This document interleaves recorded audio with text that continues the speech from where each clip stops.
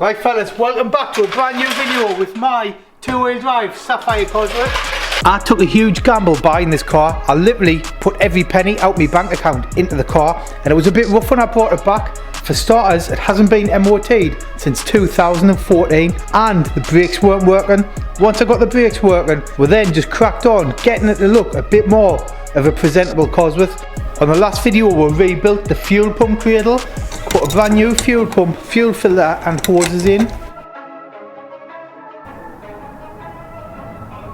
Now this car at the minute is not running. I need to do the fuel lines on it, but I'm going to have to take it, it's currently on axle stands, I'm going to have to take it off the axle stands because one of my mates is coming round and he's going to finish. I've half insulated the garage, he's going to do this half, and obviously he needs to get up in the rafters on ladders, so I'm going to have to move this car. So for now I'm going to take the axle stands out and we're going to pull it, well at least move it over to the back half of the garage. The car's been on axle stands for about 2 months, so I'm really looking forward to getting it back on the floor. Put them to one side, keep them for later on. Let's lower it down, hasn't been on the floor for a while. Let's pull it back, make some space. God, it's a heavy old thing.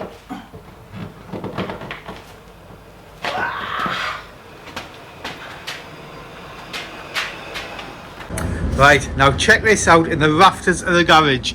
This is a brand new, genuine Ford RS500 or 3-door Cosworth boot lid. It's got the proper holes in for the spoiler to be connected. Never been painted, just absolutely brand spanking new. Look at it, man. I bought this to go on my 3-door, but I feel like it's just too good to paint. It's like literally brand new, genuine Ford, unpainted 3-door or RS500 boot lid. They can't be. I mean, this must be 101. Anyway, I need to get it down. It's not that heavy, but I'm scared of dinting it. Must be careful with it. I'd literally rather dint the soft than dint this. Right, let's ease it through. Watch the gaps.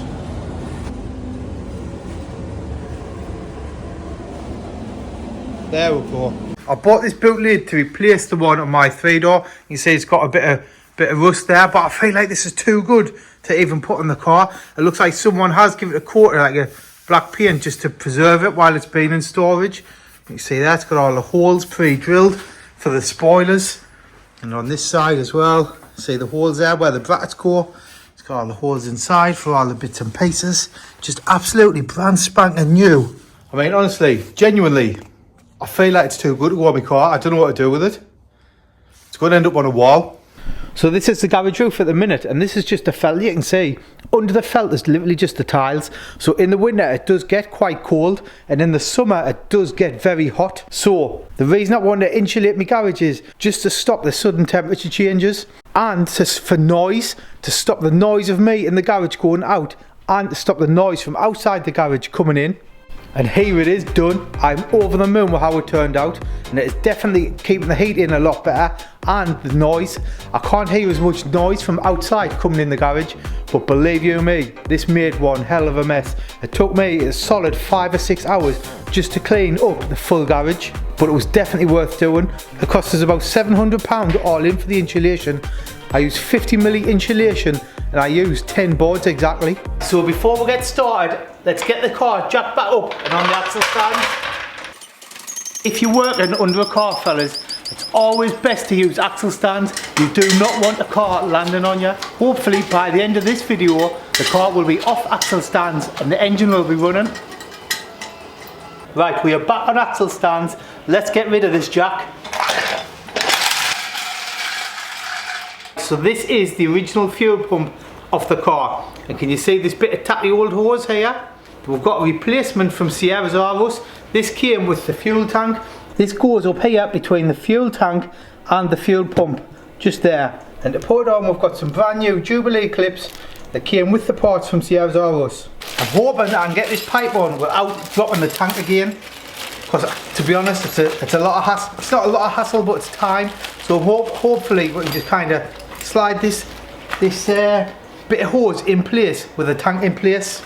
We'll just quickly remove the bung that came on the tank to stop rubbish getting in the tank, and we'll remove the bit of masking tape I put on the fuel pump to stop rubbish getting on the fuel pump. So this bit of hose, fellas, literally takes the fuel from the tank directly to the fuel pump. It's held on with 2 Jubilee clips.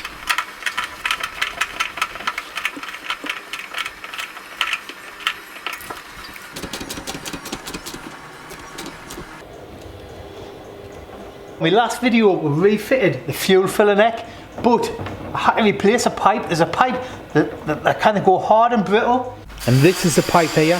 You can see where it snapped. So I managed to get a bit of silicone tubing off eBay. Wait, I'll take it off, I'll show you. Here, got a bit of silicone tubing off eBay. And on my last video, a couple of you reached out saying silicone is no good for fuel.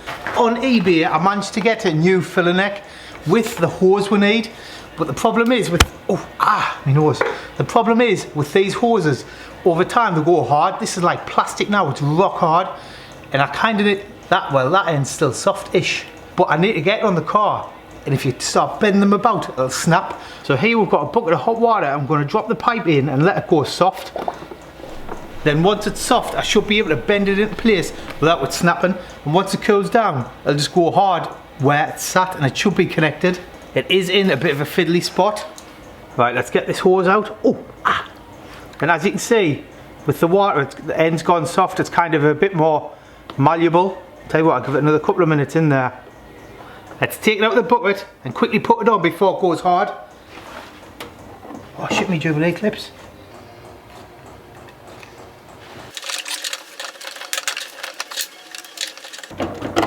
It's set. It's too stiff to go on.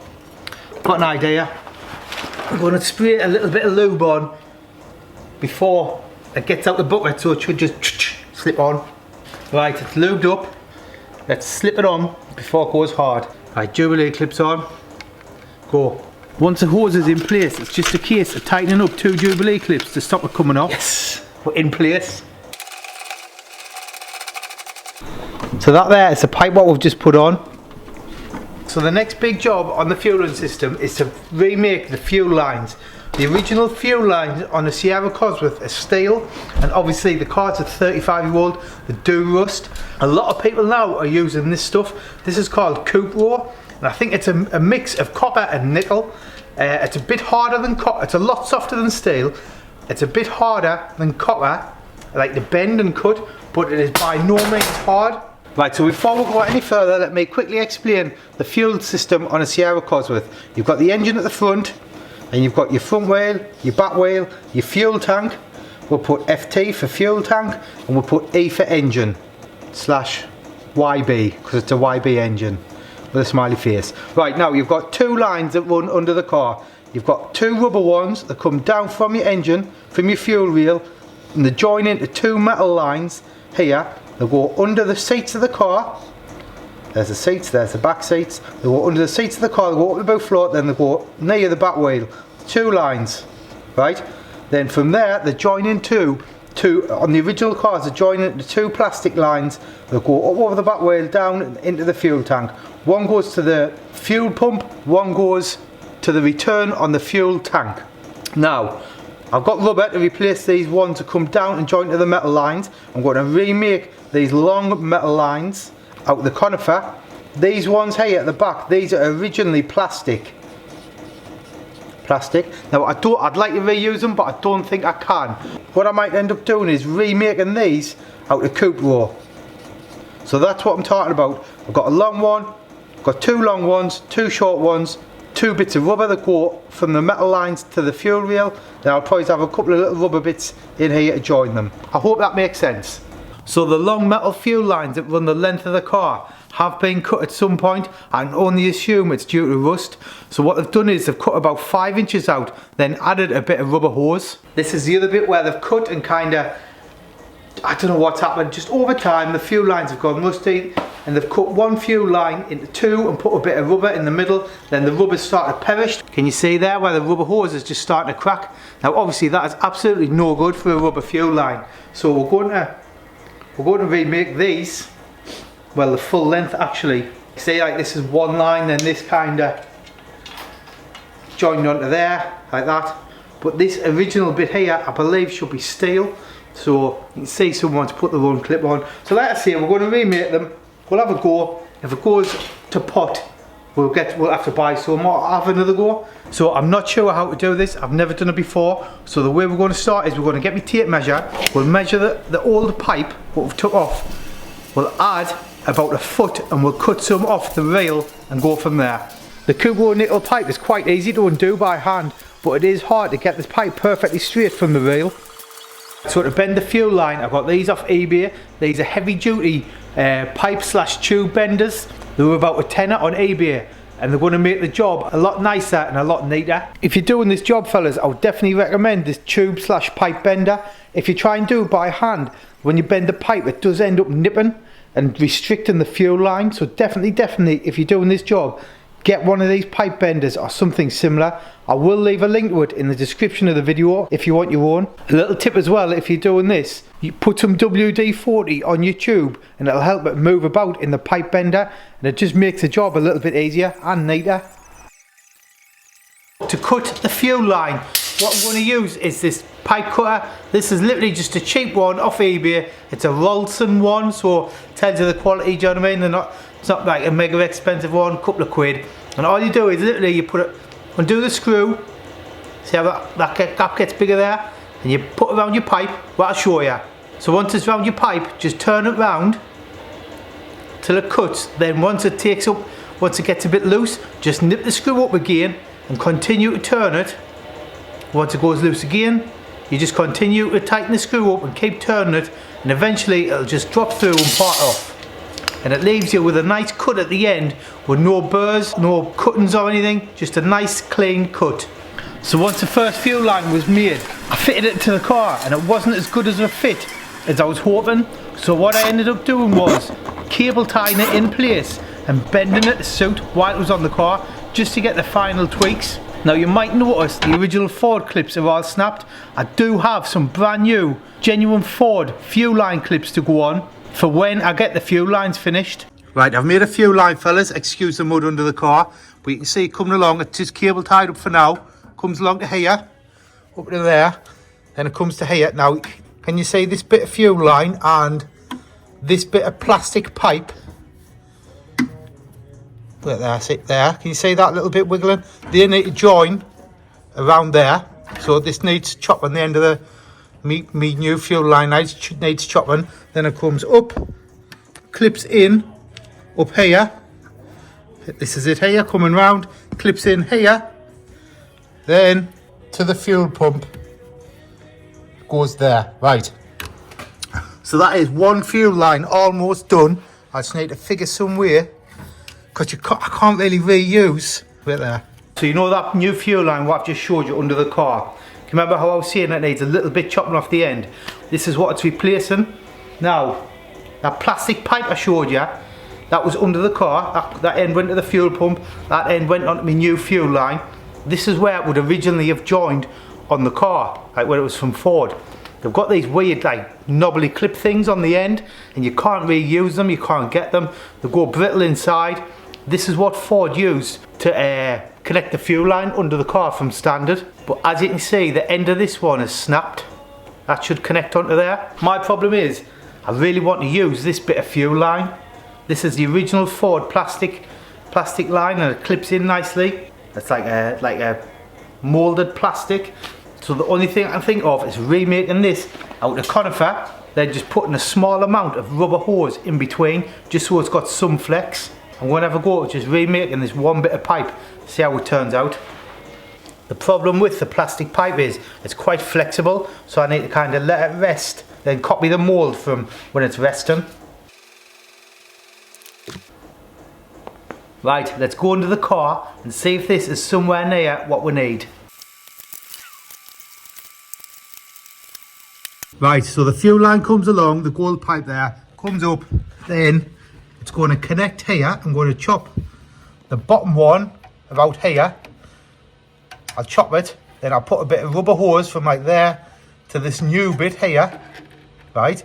Then it'll come up, clips into there, the original one, goes round, clips into there, under the anti-roll bar, which is the original one. Then it'll come down here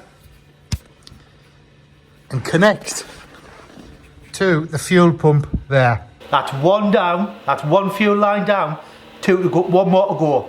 There's two fuel lines, we've done one more to go. So like I just said, we've done the first fuel line. It's one long bit, then it's got a little bit of rubber fuel hose in the middle, then it goes into another bit of like Cupro stuff.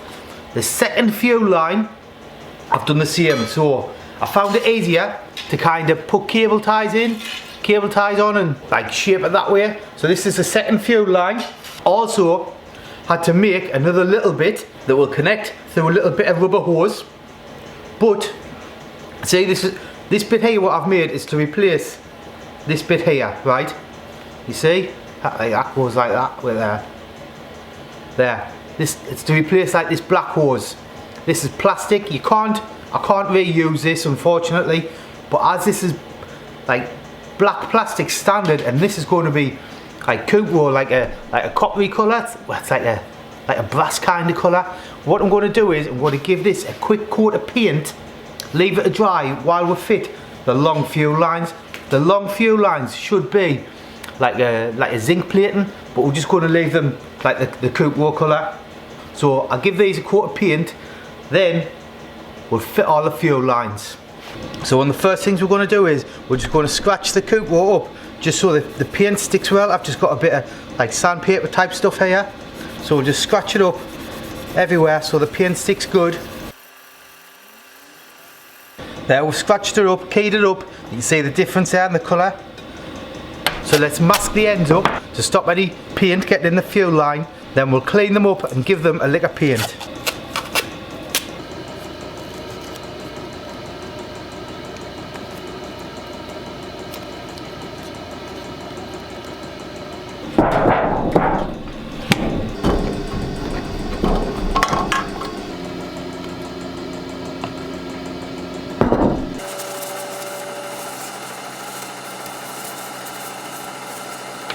We're going to paint the fuel lines with this matte black spray paint.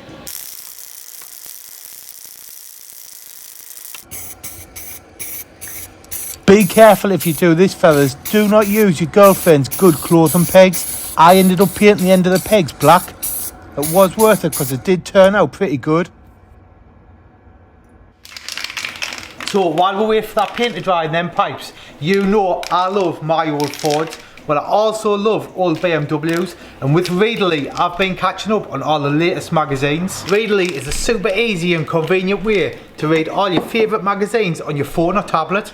You can even go back to previous magazines from years ago and catch up on all the ones you've missed. And with Readly, you can download unlimited amounts of magazines to your phone or tablet, so you don't even need the internet or Wi-Fi to catch up with your latest magazine. There's an absolutely huge selection of magazines, from celebrities, puzzles, craft, history. I've even set up an account for my 7-year-old daughter, and she's enjoying reading some child-friendly magazines. The magazines I've been reading are Classic Ford, Retro Ford and Fast Ford. I've even got the dark side and started reading some classic BMW magazines. One magazine I've really enjoyed reading is Performance BMW. I've been going back through previous magazines and learning all about BMW E30s and E34s. Did you know the BMW E30 M3 was only ever produced in left-hand drive? Download and get started with Readly now by clicking the link in the description of this video and getting yourself a whopping 2 months for free.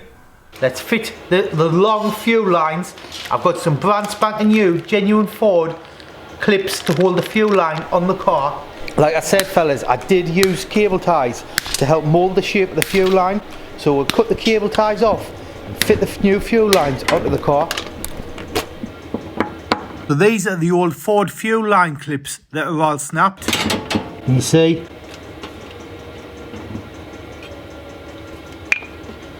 Some of the fuel line clips, like this one, which is missing altogether. There was literally just a screw left.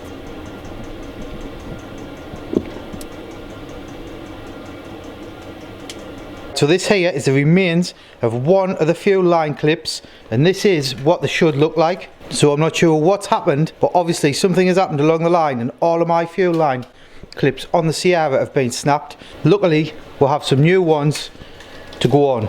The new ones even came with some brand new screws. So can you see the two fat bits? They're for the fuel lines there.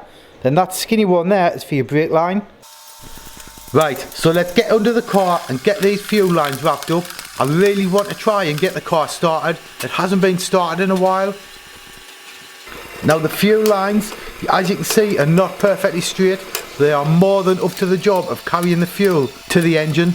But in the future, if I keep the car, I will replace these fuel lines with some nice steel ones from Sierra's Arrows, some nice Arrow straight ones. But at the end of the day, who's going to ever see the fuel lines under the car? So, does it really matter? Right, so the next job is to put the new fuel lines up with some rubber hose, like fit it up with some rubber hose. Now there's two main types of fuel line. This is nice, this looks nice, this is like a rubber hose coated in like a cotton sheathing. Looks nice, it looks, Ford did use it. You can see there's an old bit off the car, but it's obviously discoloured over time, it's lost its colour. I'm not using this, even though in my opinion it does look nicer. I'm using just rubber hose for one very main reason. When it's coated in the like the cotton sheathing, you can't see the hose underneath. So if it starts to split like what we took off the car, like that, you've got absolutely no idea if it's like covered in the cotton stuff. So that's what we're using. We'll go for just fuel hose. This is 8mm diameter, same as the fuel line, same as the Cupro stuff what we've put on. So let's make up some fuel lines and connect the fuel lines from the pump to the engine. Right, I've got the stuff that I've just painted. Now they do look mint at the minute, but I'm probably about to scratch the shit out of them when I fit them. But for now, they look mint, so I've got them both painted up. So let's get under the car and fit these. Just take the ends off what we masked up.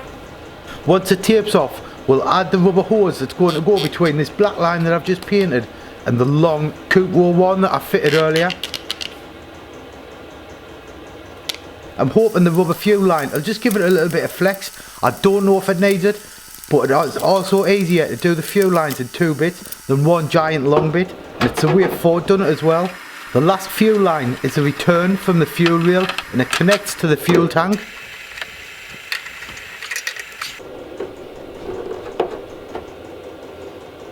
I also found a little bit WD-40 helps whatever you're putting in the fuel line slide in a little bit easier.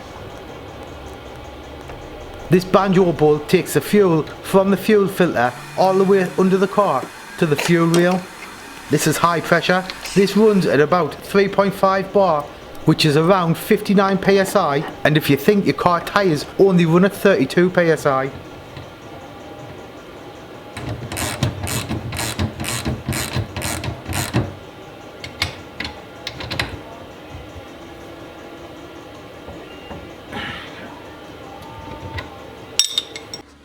Right fellas, we have a fuel line connected to the top of the fuel rail. We've got the other line connected to the bottom of the fuel pressure regulator.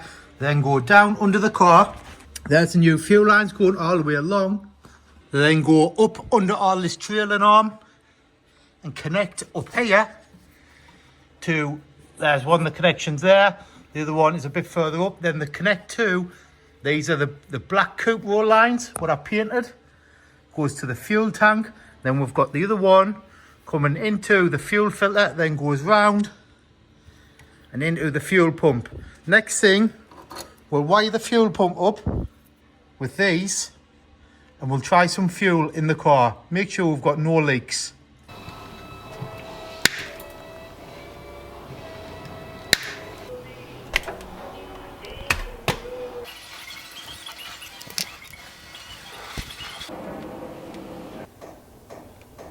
The next job is to wire up the fuel pump. Now I'm pretty handy in the house, so I know brown is live, black is negative. So it's just a case of putting the little fixings on the end and nipping the nuts up to wire up the fuel pump. Then it should be ready to fire up. Right, so there's all the fuel lines fastened up. The fuel pump's wired up. Well, I'm just going to quickly check I'm getting 12 volts to the pump. If I'm getting 12 volts to the pump, we'll then get some fuel and put it in the tank. Cross your fingers there's no leaks. I must say I'm very nervous. that buzzing you can hear is not the fuel pump, it's a brake servo under the bonnet. We're not getting any power to the fuel pump. Why? Let's have a look. Take the keys out. Let's check the fuse box. On the fuse box lid, there's nothing that says fuel pump. So what I done was, I get a little light and I shine it on each fuse. And when you put the light on, you can see if the fuse is broke in the middle.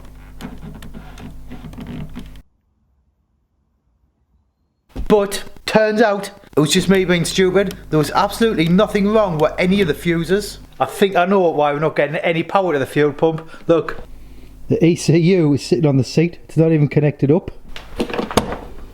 We've connected the ECU. Let's try it now.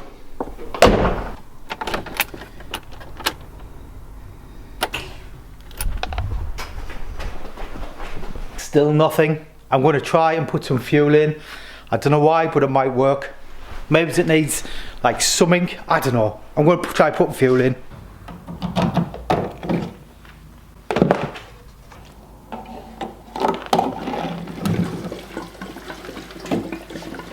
Checking for leaks as it goes in.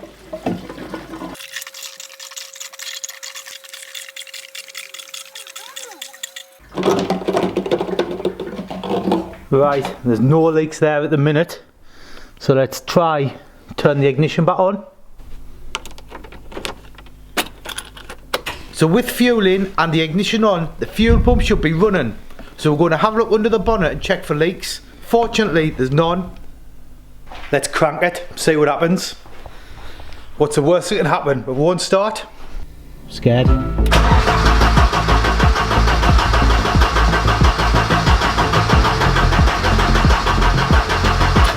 Ah, fuel pump. Did you hear it?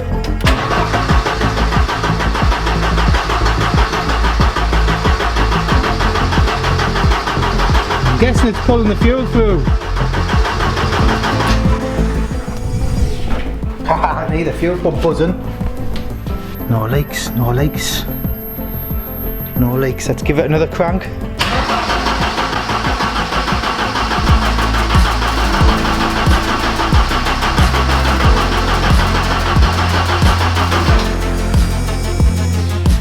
I can only assume all the fuel system is full of like air, so we need to, I don't know, we need to get it out with something.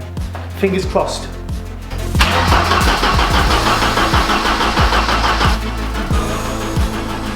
So as you can hear, fellas, the car is just turning over, turning over, turning over. It is not starting up. So I'm starting to think there's something wrong. Maybe I've done something wrong, or there's something I'm just unaware of that's not causing the car not to start. It's not starting. I'm going to check we're getting fuel at the fuel rail. Right, so I've just cut this clip. So if we take that off, and we'll pull it back, there should be fuel. That's not good, is it? Let's turn the key, see if some fuel comes out of there. Shouldn't be doing this really, but let's go for it.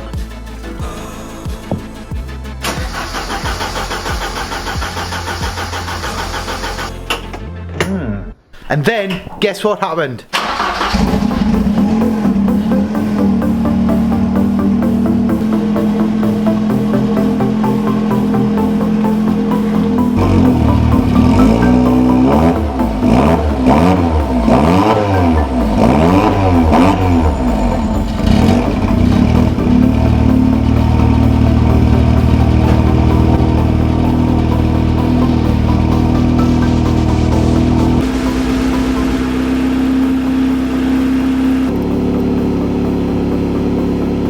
So you can see our fuel sender's working in the tank. It's showing the correct fuel level. We've got our temperature there to come up nicely. Oh shit! And we've got our revs.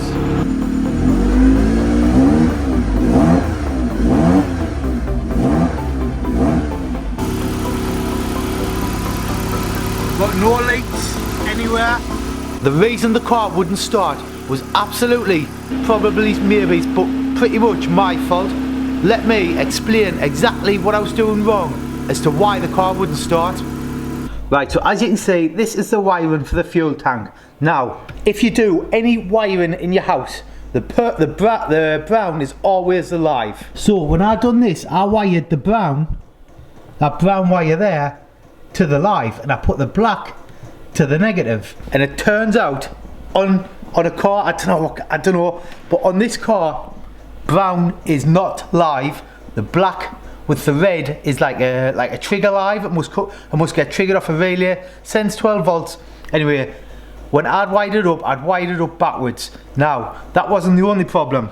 When I tightened the nut up, it felt like it just stripped the threads. So when I had to undo them, it turned into a bit of a saga. So what I ended up doing was cutting the nut off and putting a bigger nut on to hold the little like the little connector in place. So unfortunately, the thread is stripped, but it is connected. That is tight. That's not going anywhere. That's why the car wasn't starting. I had the wires crossed the wrong way. So if you're doing it yourself, right, brown is not the live. Brown goes to the negative, black goes to the positive. So as you can see, the back bumper is off the car. This is the bumper here off the car. Now unfortunately, it is a bit cracked. Can you see up here where it's kind of cracked and smashed? That's on both sides. Now I could put some mud flaps on. See there where it's cracked? I could put some mud flaps on and hide that damage, but I know where it's under the bumper. So what we're going to do is we're going to jump in the car, and I might be able to get one for free.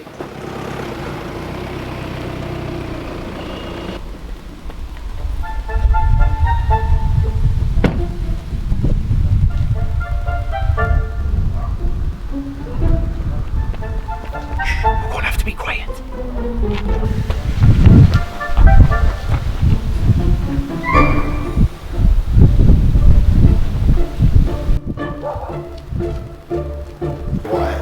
What you want to do to it.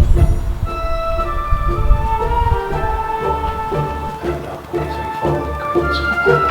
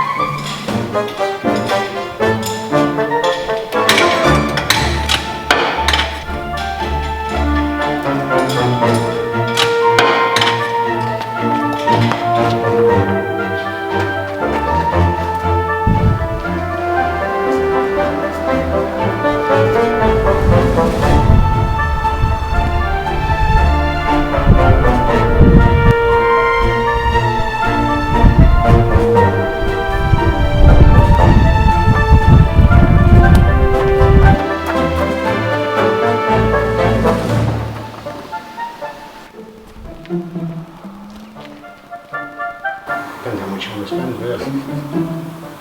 Just hang on a second. No idea.